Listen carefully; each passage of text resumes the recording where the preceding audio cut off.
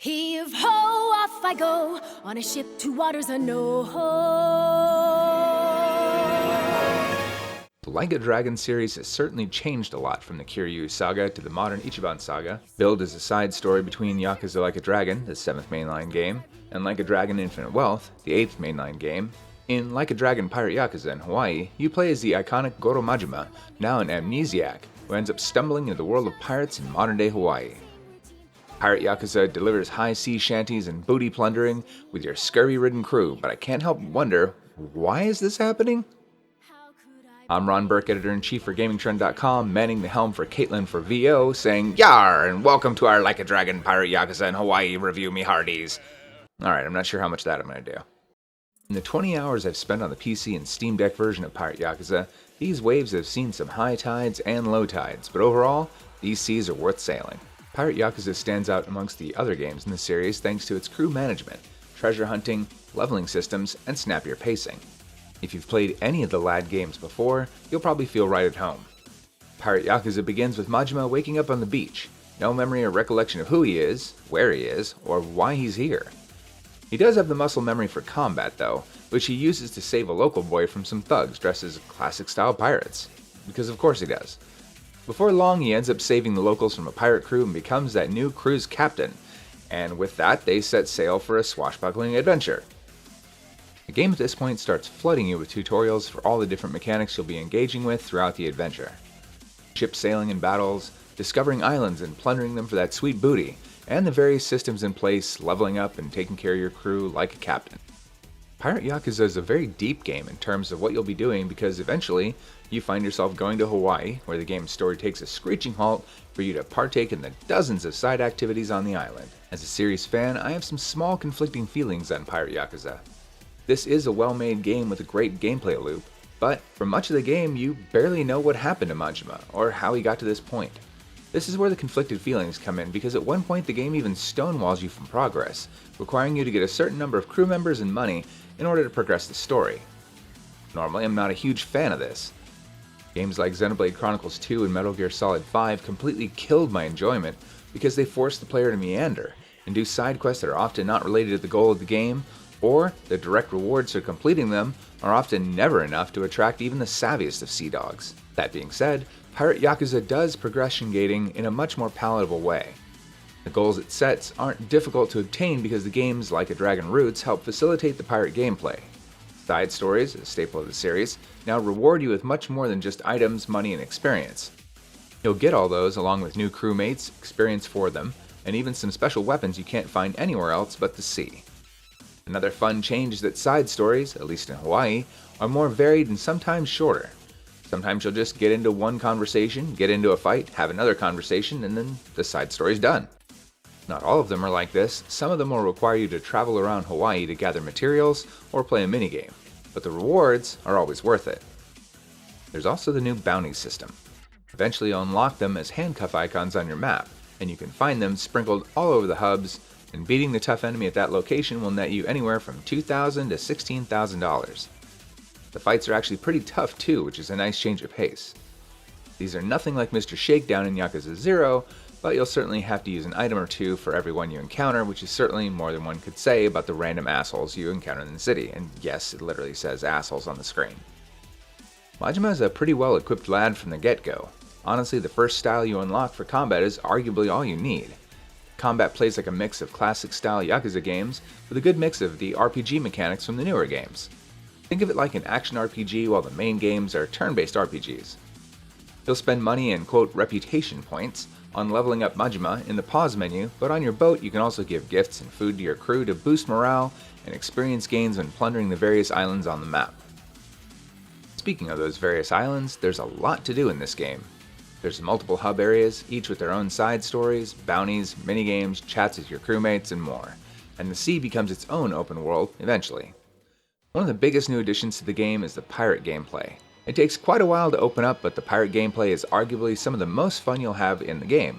Whether cooking food to party with your crew, to raise their experience and morale, plundering islands to get one of the dozens of treasures that are all tracked like Wario Land, the fast-paced RPG combat with dual swords and guns, sailing and blasting other boats before storming them with your crew, or the entire side plot involving an evil faction of pirates you'll never be short of things to do. It's really hard to articulate just how much there is to do in Pirate Yakuza because even fairly far into the game, you're still going to be seeing tutorials for new mechanics. It's not as overwhelming as that might sound because these are all doled out at a slow pace, but it's because of that slow pace that these conflicting feelings come back in. It's hard to recommend a story-driven series like a Dragon without an asterisk mentioning that you will probably miss some references or story beats if you haven't played the previous ones. Pirate Yakuza is something I could recommend as a great game on its own merits, as it does enough to bring in new players and veterans of the series. Something I haven't talked about are the new characters that you'll meet. Majima isn't hanging out with his crime buddies in the Yakuza this time around, so the people he meets on this swashbuckling journey are entirely new. The three main buds he hangs out with are Noah, his dad Jason, and Masaru. Jason and Masaru clash with Majima at first, but all three of them are fun to hang out with, and involved in the main story. It's nice to see Majima in a whole new way. Noah's a kid who hasn't seen the world beyond his small island town, so when they join Majima on his treasure-filled tirade, Noah's right by Majima's side, and they become great friends. Really endearing to walk around Hawaii and doing side stories with Noah, joining Majima, going to a bar with Noah when he orders milk and talks about life with him, or even just walking around and activating one of the dozen, quote, bond chats, where they can talk about a myriad of topics. Despite any misgivings, Pirate Yakuza is an excellent game to say the least. As a lapsed fan of the series after 2020's Yakuza Like a Dragon, this game helped me remember why I fell in love with the games back when Yakuza 0 was new and got me into them. It's the dozens of things you can do in these games with the most wild and endearing characters. I'm a bit disappointed in the main story being treated like a moving goalpost, but I've had a smile on my face every time I get into yet another new thing that's fun.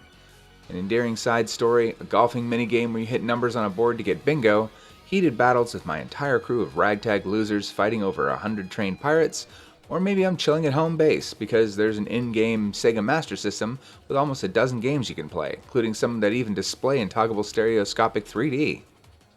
One last thing I want to mention for those of you who are interested in the PC version and how it runs, it's mostly great, but there are a few dragons in these waters that you should know about. I'm running with a 3080 Ti, 32 gigs of RAM, well above the recommended specs, and I'm at a locked 60 frames per second with RT enabled. I have had a few glitches, but no crashes or freezes.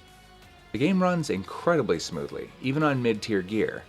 I even played about half the time I've had it on the Steam Deck, where it runs great. The default Steam Deck settings set it at medium and 60 frames per second, but honestly I recommend bumping it down to 30 frames per second. It rarely ever reaches 60 frames per second, but at 30 frames per second you'll only see frame drops go as low as 24 frames per second in the more hectic scenes. One big issue, however, is the lighting. Despite Pirate Yakuza being a pretty game, the lighting is way too dark at times and I needed to max out the brightness just so I could see in the shade or darker areas. Shown here in our video, you can see the default on the left and maxed out brightness on the right. I'm not sure if this could be adjusted in a patch to look more natural, and I'm fine with the washed out look of max brightness, but it's worth mentioning. Pirate Yakuza is quite the experience. I have issues for sure, but this is such a fun game I can't help but say it's very much worth your time.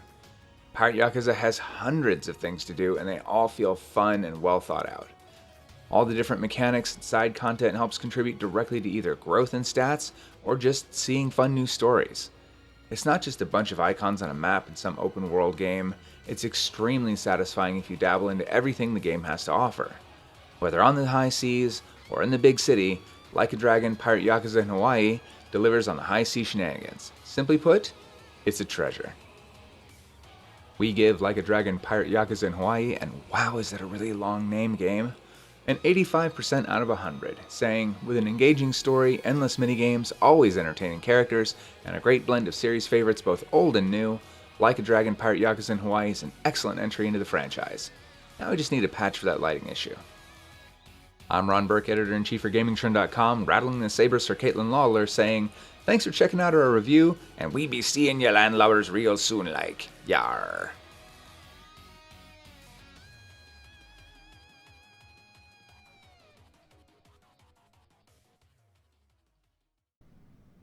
And cut!